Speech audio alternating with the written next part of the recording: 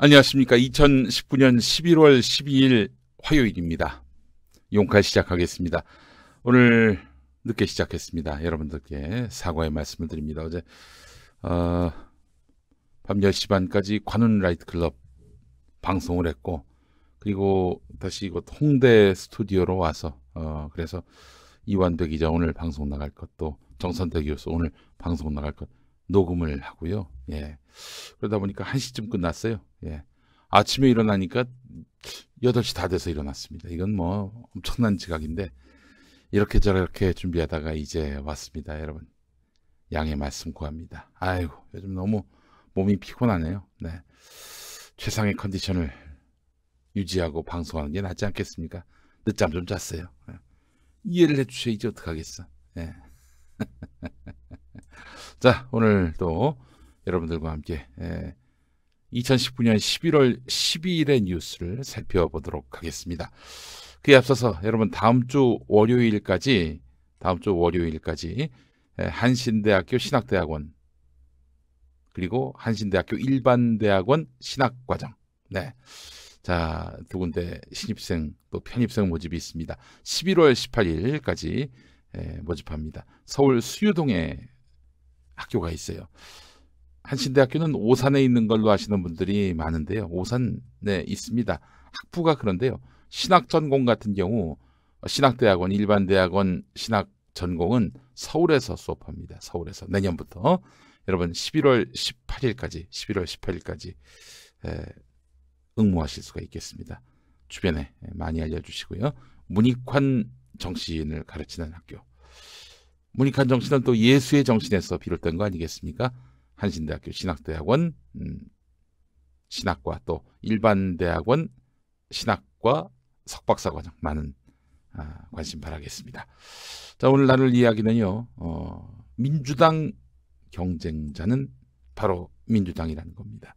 요즘 자유한국당 돌아가는 거 보니까 저희가 방심해서는 안 되겠습니다만, 자유한국당이 거의 내년 총선을 포기한 듯한 그런 모습을 보이고 있습니다.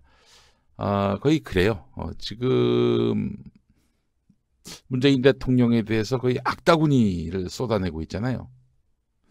그거는 말이죠, 선거에서 패색이 짙을 때 그동안 한나라당, 새누리당, 자유한국당이 보여온 태도입니다. 그냥 여당 공격 말고는 달리 대안이 없는 거예요. 우리 좀 봐주세요. 우리 여기 있어요. 이런 수단일 뿐이죠. 게다가 이들은 극우 유튜브만 열심히 시청하면서 완전히 이 진실과 가짜를 혼동하기 시작했어요. 이러면은 정확한 면밀한 정세 분석 못하죠. 전 내년 총선에서 지금 자유한국당이 선거를 포기한 것이 아닌가, 이런 인상을 받습니다. 자, 그래서 그 이야기들을 잠시 후에 나누도록 하겠습니다. 광고부터 만나보실까요? 자, 광고입니다. 광고.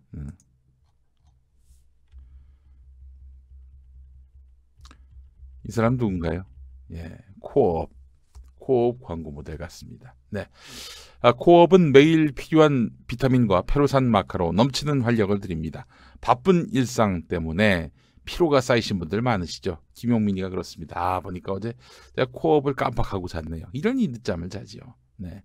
아침에 일어날 때 아주 상쾌하게 일어날 수 있는 방법, 그리고 일찍 일어날 수 있는 방법, 바로 코업입니다. 충분히 쉬었는데도 계속 피곤하다면 이건 비타민 B처럼 에너지를 생성하는 영양소가 부족한 것일 수 있습니다.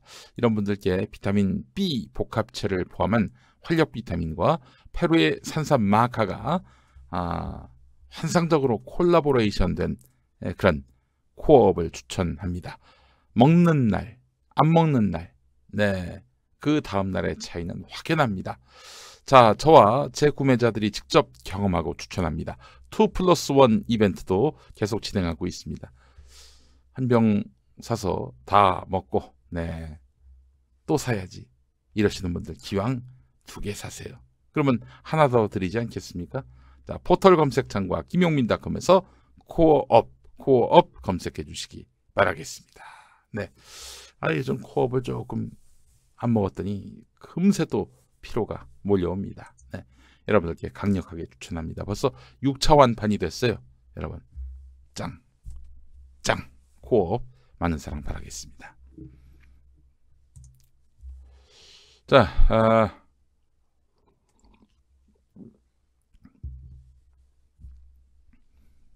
박래용 경향신문 논설위원 칼럼을 보도록 하겠습니다.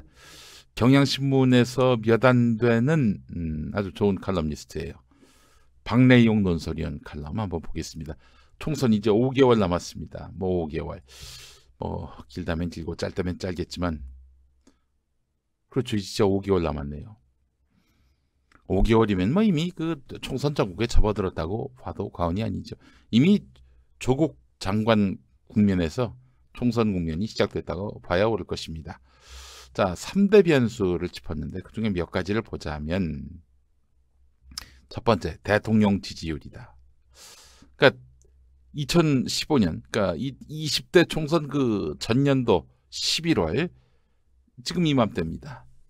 총선을 꼭 5개월 앞둔 때 한국갤럽 여론조사 결과를 보면 당시 여당인 새누리당 지지율은 39%, 야당인 민주당이 22%, 17%포인트 격차예요. 여야가 바뀐 현재 민주당은 41%, 한국당은 25%. 와, 똑같네. 똑같아. 자, 그런데 5달 뒤 총선에서는 예상을 뒤엎고 민주당이 123석 대 자유한국당 122석. 자유한국당은 이제 그때 새누리당이었죠.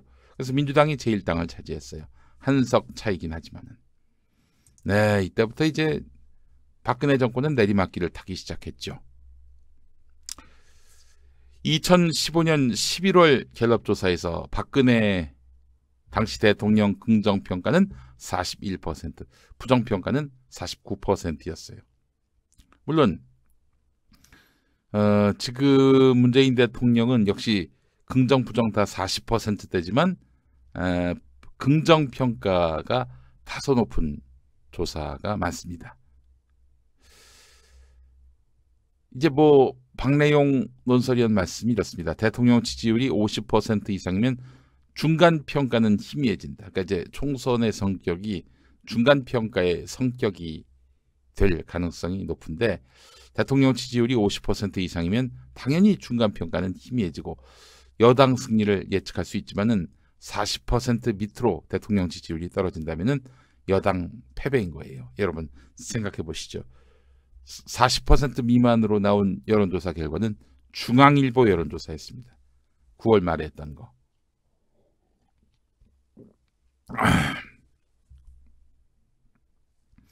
9월 말에 했던 여론조사 기억하시죠?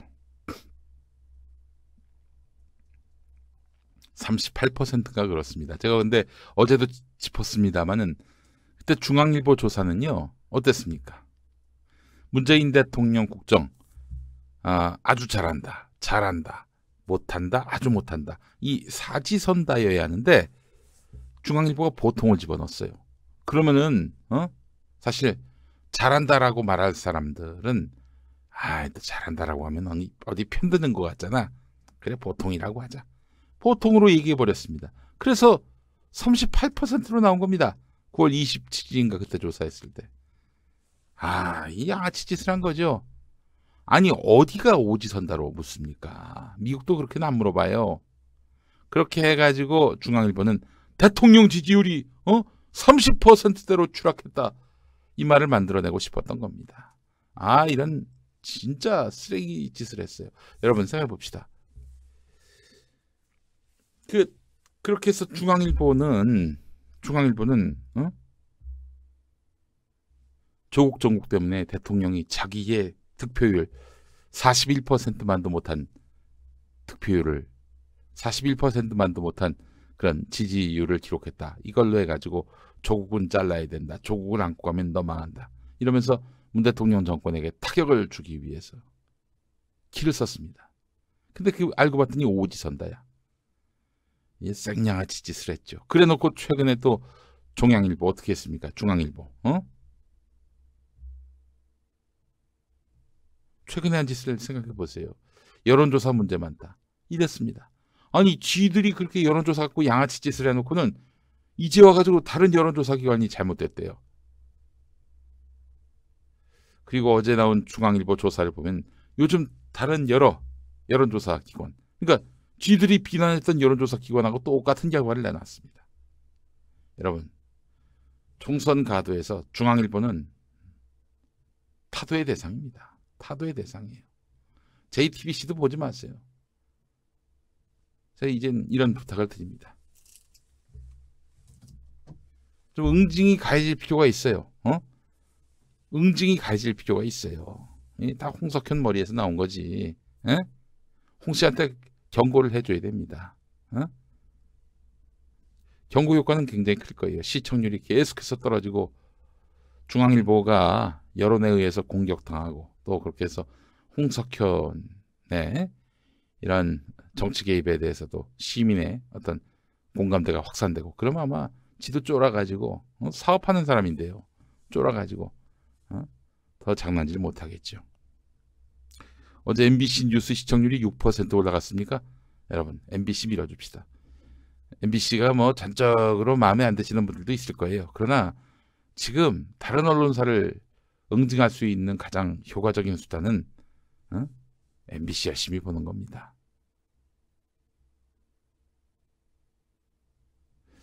자, 하여간 또 보겠습니다. 그래서 대통령 지지율을 높이는 것이 매우 중요하고요. 또한 제일 또 중요한 것은 뭐냐면은, 여러분, 5개월 전만 해도 새누리당 지지율이 꽤 높았는데 총선 결과는 대반전이 이루어진 거 아닙니까? 왜 그랬어요? 그 사이에 뭐 새누리당이 아무 일도 안 했습니까? 했습니다. 공천학살을 했고요. 있잖아요. 녹새 들고 나르샤. 별의별 꼬라지를 다 보여줬습니다. 국민들이 실망했어요. 그렇습니다. 민주당이나 문재인 대통령 정부도 이런 모습 보이면 안 됩니다. 의외로 중도가 많습니다. 의외로 언제든 저쪽 당 지지자로 돌아설 사람들이 많아요. 그렇기 때문에 그분들에게 실망을 드리면 안 됩니다. 그러기 위해서는 공천 분쟁 없어야 합니다. 공천 분쟁이 보이지 않아야 돼요. 그럼 어떻게 해야 되느냐? 공천 분쟁을 이야기할 당내 세력이 있다면 철저하게 그들을 고립시켜야 되는 것입니다. 그렇지 않습니까? 지금 민주당 안에서 갈라치기 하면서 자기들만 소중한 자들 있잖아요.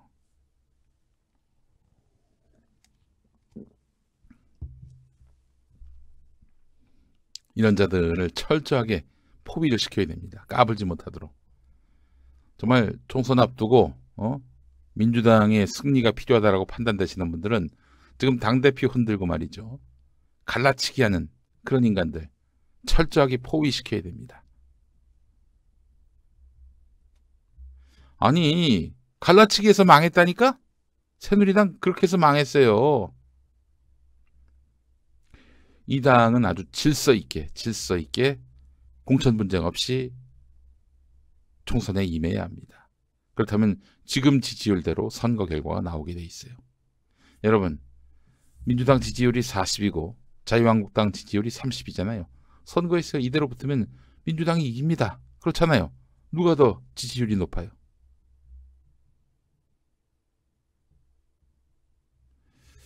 자, 그렇기 때문에 지금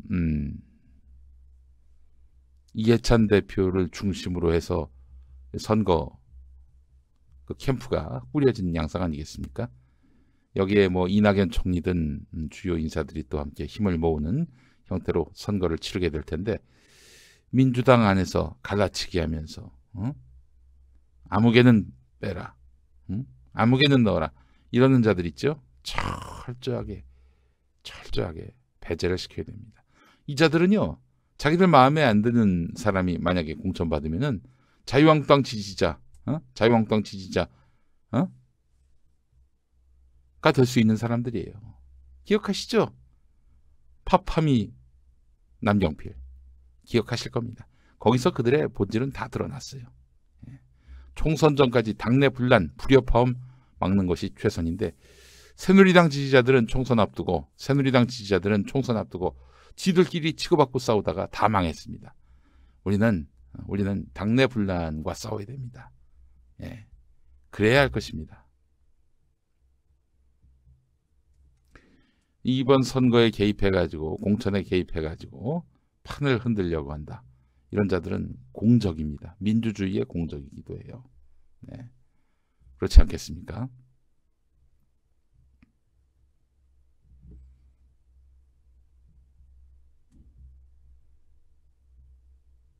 시스템 공천으로 간다는 거 아닙니까? 이해찬 당대표가요. 시스템 공천 약속이 확고하면은 아니 그럼 흔들 이유가 없지. 시스템대로 간다는데.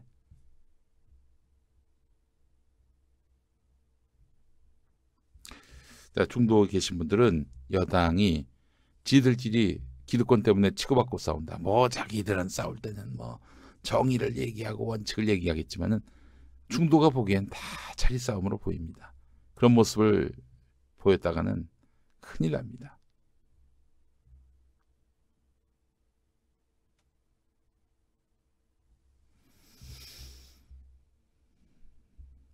이 보십시오. 틀림없이 또 그들은 예컨대 자기가 마음에 안 드는 민주당 후보가 돼요. 그러면 저쪽 자유한국당 후보한테 가가지고 우리가 당신을 지지한다. 우리의 지지는 피눈물이 섞인 지지다. 뭐 이러면서 또 파파미 할 겁니다. 이런 자들을 이제 두 번 다시 속지 맙시다. 지난 지방선거 때는 그래도 이 사람들 과거엔 한 편이었는데 이런 마음이라도 있었는데 지금 하는 꼬라지 보면은 몰려다니면서 분당질하는 아무 도움이 안 되는 자들입니다. 예. 이런 자들과는 선을 그어야 됩니다. 예. 중도를 안심시키고 중도에게 마음을 얻지 못하면은 총선 희망 없어요. 첫 번째 대통령 지지율 부분 아주 잘 짚었어요. 자, 두 번째 보수 야당의 판도인데 한국당의 위기는 심각하다. 혁신과 감동, 비전과 전략, 오너십이 없는 오불 야당이란 말이 나온다. 예.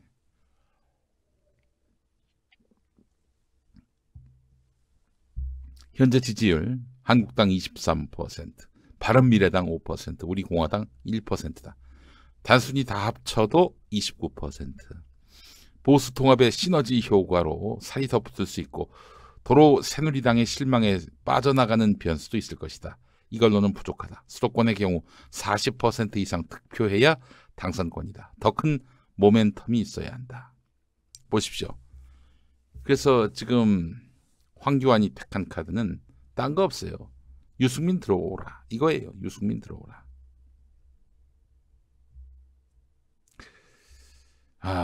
유승민 들어오면 답이 될까요? 유승민이 또 안철수를 데리고 들어오라. 또 지금 이게 황교안의 요청입니다. 자, 근데 봤더니 그게 도움이 안 될 것 같아요. 그 이유는 잠시 후에 또 얘기하겠습니다. 자유한국당 이제 자력으로 지지율을 끌어올려줘야 한다. 쇄신이나 혁신으로 감동을 주어야 한다. 그러면 반등이 가능한가? 여기 여론조사 전문가에게 물어본 거예요. 더 나쁜 거는 자유한국당의 비호감도가 좀처럼 떨어지지 않는다는 점이다. 한국당의 비호감도가 62%다. 40대 이하에서는 호감이 가지 않는다는 응답이 평균 74%다. 얘네들은 다음 총선에서도 2030, 40 세대가 투표하지 않기를 비는 것밖에는 달리 방법이 없어요. 이런 정당한테 무슨 희망이 있겠습니까? 불가능해요. 총선 D-5개월 3대 변수 중에 2개 변수를 짚어봤는데 그렇습니다. 자유한국당이 혁신을 하려면 어떻게 되겠어요? 일단 기본적으로 친박 이미지 버려야죠. 자기들 열성 지지자들은 뭐 탄핵 때 앞장섰던 사람들 반성하라. 박근혜 대통령 사면을 공약으로 내걸어라. 그러고 있는데 이런 이 극성 지지자들 덕에 아마 여당이 굉장히 유리한 고지를 선거 때 점할 것 같습니다. 예.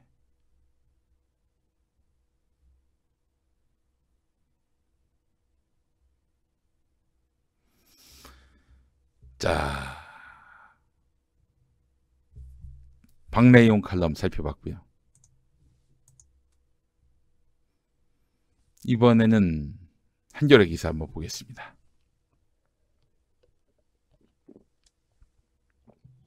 변혁이라고 되어 있습니다. 변혁. 요게 이제 변화와 혁신 점점점 하는 유승민 신당 기획단입니다. 변혁이요.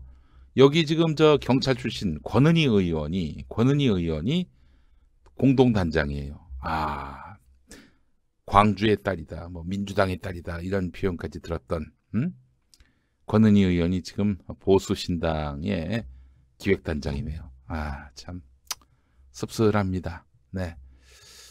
그런데 권은희 의원이 한국당은 유승민 대표가 생각하는 보수 통합과 보수 재건의 길에 파트너가 아니다 이렇게 선을 그었어요. 한국당과의 통합은 뭐 우리의 최선의 답이 아니다 이런 얘기인 것 같습니다. 그러면서 다음 달에 미국에 가서 안철수 전 대표를 만나겠다. 직간접적으로 정치적 방향성이 같다는 것을 확인하고 있다 이렇게 말했는데 국내엔 없지만 여전히 국내 정치에 안철수 변수가 존재하고 있다는 점을 분명히 한 것이다. 그러니까 사실 유승민이나 안철수는 말이죠. 보수의 일당인 자유한국당에게 있어서 그래도 우리가 낡은 이미지, 수구 이미지 이거를 털어낼 수 있는 어떤 그 굉장히 좀 이질적이지만 우리에게 도움이 되는 존재다라고 인식되는 것 같아요. 그래서 통합하자 이런 얘기도 나오고 있는 것 같은데 수도권의 한 중진 의원은 변혁과 통합하려면 안철수 전 대표와 반드시 같이 와야 한다. 유승민 대표가 오는 것은 복당이지만 안철수 전 대표와 함께 오면 새로운 세력이 만들어지는 것이다. 이렇게 말을 했는데 또 다른 자유한국당 중진 의원도 지난 총선 때 안철수 바람이 불어서 수도권 표심이 아슬아슬했던 기억이 있다. 보수 지지층 중에는 안철수 전 대표의 순수함을 기대하는 사람이 적지 않다. 이렇게 기대감을 드러냈는데 아 그래요. 얘네들은 자유한국당 특히 보수정당은 유승민 안철수가 들어와서 당의 이미지를 일신하고 그래서 과거에 박근혜 그림자, 홍준표 그림자, 또 황교안 그림자를 지으면서 새로운 보수정당, 합리적인 보수정당 그리고 수도권에서도 통용이 되는 보수정당 이런 보수정당의 이미지를 세우려고 하는 것 같습니다. 네. 그런데 안철수 전 의원은 미국에서도 마라톤 대회에 참석한 소식을 전할 뿐 다른 정치적 언급을 하지 않고 있는데 윤태곤 의제와 전략그룹 더모아 정치 분석실장 이분이 예전에 안철수 캠프에 있었어요. 예. 안철수 전 대표에게는 양극단이 아니라는 상징성이 존재한다. 예. 안철수 전 대표가 한국당 쪽으로 움직인다면 보수통합 플러스 알파라는 이미지를 가질 수 있다는 점을 한국당도 염두에 둘 것이다. 이렇게 분석했는데 아니 윤태곤 실장을 얘기할 때는 안철수 캠프에도 있었다. 이게 분명히 좀 덧붙여져야 되는 거 아닙니까? 한겨레 기사에 그게 없네요. 네. 아니 전에 안철수 캠프 있었는데 지금이야 관계가 어떤지 모르겠지만 이제 윤태곤 실장이 얘기한다면은 그는 뭐 안철수의 정치적 이익과 무관한 것이 됩니까? 네? 이상하네. 그러니까 안철수, 유승민 같이 들어와라. 그래야 이 자유한국당이 이미지 쇄신을 하게 되는 것이고 다음 총선에서 수도권에서 바람을 일으킬 수 있을 것이다. 이런 기대를 하고 있는 것 같습니다. 아니 안철수가 말이죠. 여러분 서울시장 선거에서 3등 했습니다. 3등 했어요. 서울시에서. 2등은 김문수가 했죠. 김문수만도 못한 득표력을 보인 안철수인데 이제 들어온다고 잠시 정치에서 쉬었다고 안철수 덕을 볼 수 있을까요? 정수연님 말씀처럼 찻잔 속의 바람일 뿐일 가능성이 있어 보입니다. 네. 아니 김문수를 영입해야지 무슨 안철수를 영입해. 안철수는 3등 했는데. 정치 낭인이 된 분들 아니겠습니까? 이들을 갖고 자유한국당이 새로운 정치 동력을 한번 만들어 보겠다. 이러는 자체가 전략이 전혀 없다. 또 비전이 전혀 없다. 이런 얘기 아니겠습니까? 자, 뭐 저는 그렇습니다.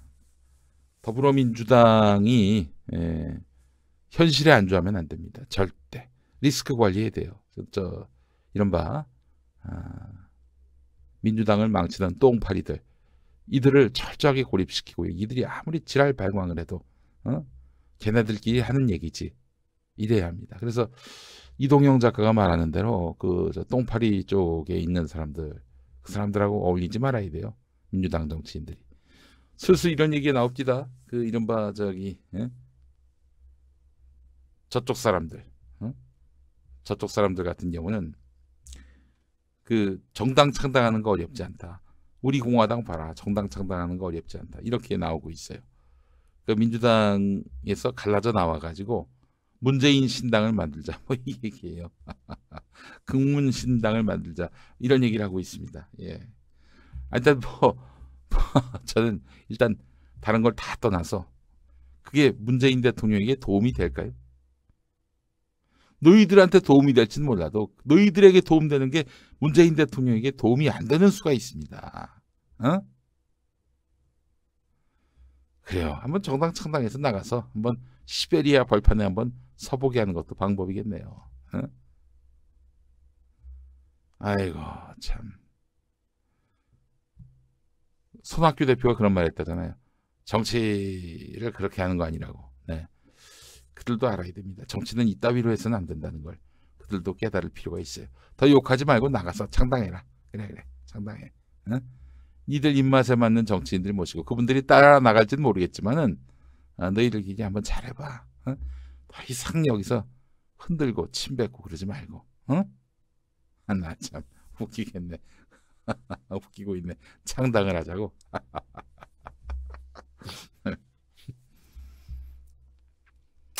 자, 그래요.